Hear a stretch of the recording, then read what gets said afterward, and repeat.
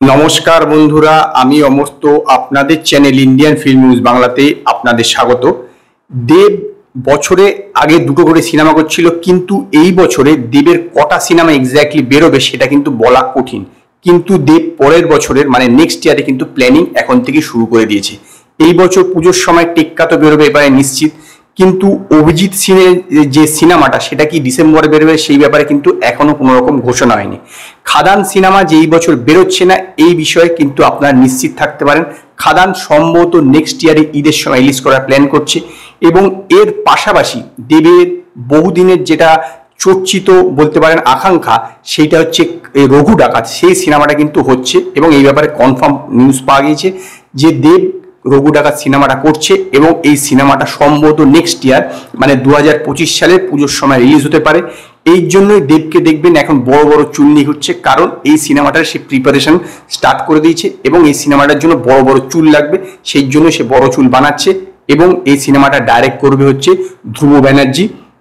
তো এই যে সিনেমাটা, এই সিনেমার শুটিং মানে রঘু ডাকাতের শুটিং শুরু হবে এই বছরের নভেম্বর মাস থেকে। তার মানে এটা বুঝে যেতে পারে যে নভেম্বর মাস থেকে শুটিং শুরু হলে এটা সামনের বছর ওর পুজোর সময় রিলিজ করবে।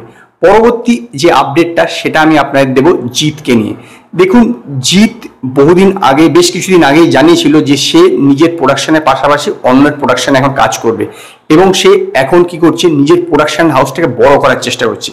এবং মিঠুন চক্রবর্তী বর্তমানে যদি দেখে থাকেন, মিঠুন চক্রবর্তী কিন্তু খুব সফল একজন বাংলা সুপারস্টার। দেব এবং মিঠুন চক্রবর্তী এই দুজন রিসেন্ট টাইমে কিন্তু কোনো সিনেমায় প্রায় মানে ফ্লপ হয়নি এরকম বলাই যেতে পারে। লাস্ট যে সিনেমাটা করেছিল কাবলিওয়ালা, সেটা ব্লকবাস্টার ছিল। এই বছর মিঠুন চক্রবর্তীর দুটো সিনেমা বেরোবে, একটা হচ্ছে শাস্ত্রী, যেটা প্রতীকৃত বসু ডাইরেক্ট করছেন এবং প্রডিউস করছে সোহম চক্রবর্তী। তো এই সিনেমাতে সোহম নিজেও আছে। তো এই সিনেমা ছাড়াও আরেকটি সিনেমা বেরোবে, যেটি রাজ চক্রবর্তীর সন্তান বলে সিনেমাটা, সেটি একটি কোর্টরুম ড্রামা, মানে বাবা এবং সন্তানের মধ্যে সম্পর্কে টানাপোড়েন নিয়ে এই সিনেমাটা, যেটা অলরেডি শুটিং কমপ্লিট হয়ে গেছে। এবং এই সিনেমাটা সম্ভবত ডিসেম্বর মাসে বেরোবার প্ল্যান করছে, মানে রাজ চক্রবর্তীর পরিচালনা এবং রাজ চক্রবর্তীর প্রোডাকশনেও সিনেমা, সেইটা ডিসেম্বর মাসে প্ল্যান করছে। এবার নেক্সট ইয়ারে কিন্তু জিতের প্রোডাকশন হাউসে মিঠুন চক্রবর্তীর একটি সিনেমা বেরোতে পারে, এবং এটিও একটি কোর্টরুম ড্রামা। এই সিনেমাটাও ব্যাপারে মিঠুন চক্রবর্তীকে প্রস্তাব দেওয়া হয়েছে, যদিও এতে কিন্তু জিত থাকছে না। যদিও জিত এবং মিঠুন চক্রবর্তী এর আগে 2005 সালে রবি কিনাগির যুদ্ধ সিনেমাটাতে একসঙ্গে কাজ করেছিল।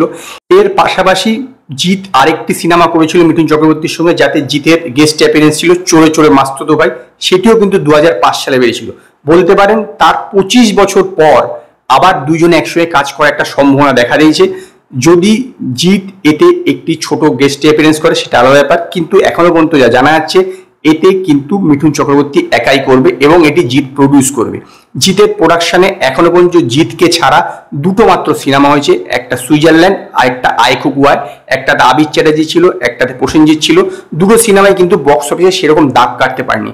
তো এখন দেখার যে 3 নম্বর সিনেমার মাধ্যমে জিত অ্যাজ এ প্রডিউসার নিজেই কত স্টাবলিশ করতে পারে। কারণ জিৎ নিজের যে টাইপের সিনেমা করে থাকে, কমার্শিয়াল সিনেমা যেরকম করে থাকে, তার থেকে কিন্তু এই সিনেমাটা অনেকটাই ডিফারেন্ট। এমনিতে মিঠুন চক্রবর্তী এখন ডিফারেন্ট টাইপের সিনেমা করছে। তো এই সিনেমাটার ব্যাপারে এখনো ইনিশিয়াল কথাবার্তা চলছে, যদিও মিঠুন চক্রবর্তীর তরফ থেকে এখনো কোনো গ্রিন সিগন্যাল আসেনি। তো এখন দেখার যে এই সিনেমাটার কবে অফিসিয়াল অ্যানাউন্সমেন্ট হয়। তো এই ছিল দুটো আপডেট জিৎ, দেব এবং মিঠুন চক্রবর্তীকে নিয়ে।